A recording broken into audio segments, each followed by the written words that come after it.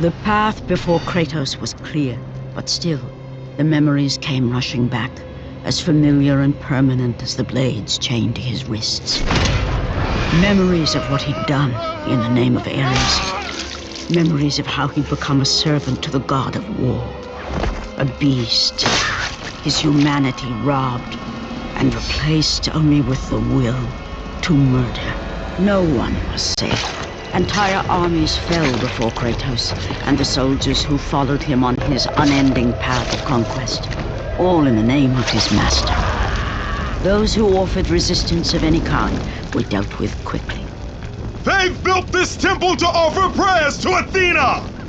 This entire village stands as an affront to Lord Ares! Burn this village!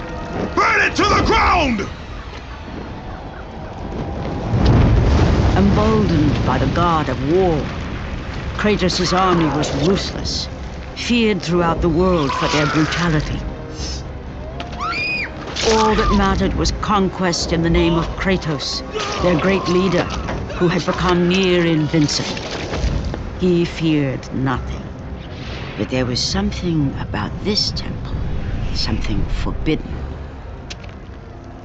All his instincts told him he should never cross its threshold.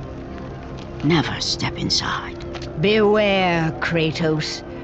The dangers in the temple are greater than you know. But the village oracle's warning fell on deaf ears. His ambition would not be denied. All who opposed him would die.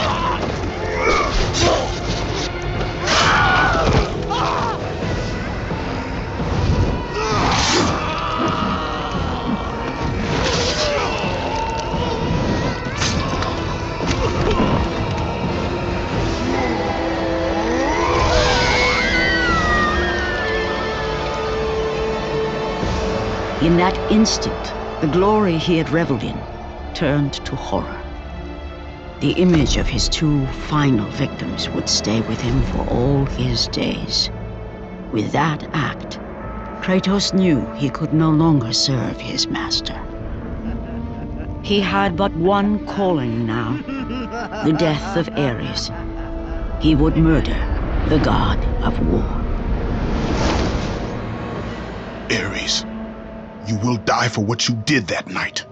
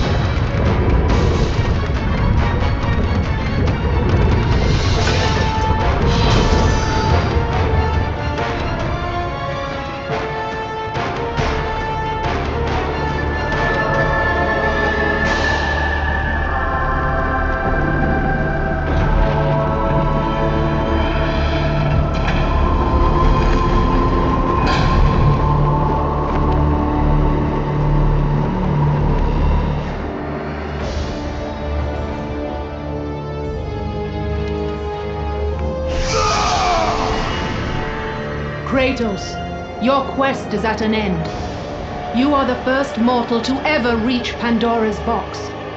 There is still time to save Athens. You must bring the box back to my city and use it to kill Ares. Return to Athens, Kratos. Return and save my city.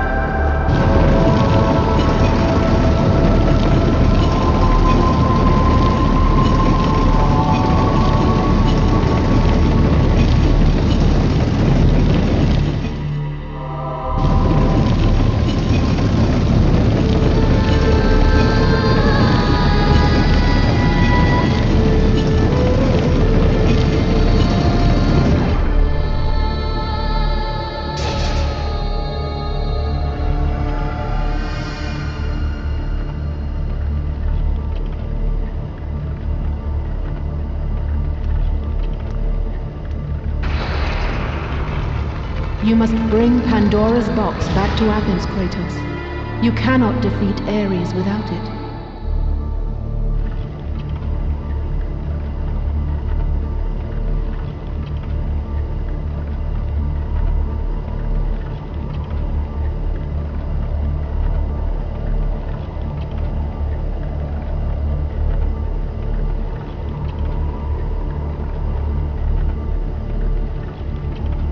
After 1,000 years, Pandora'S box was at last freed of its confines. Kratos had found the means to destroy the god of war. Far away in Athens, Ares knew Kratos had succeeded in his quest. So, little Spartan, you've recovered Zeus's precious box. But you will not live long enough to see it opened.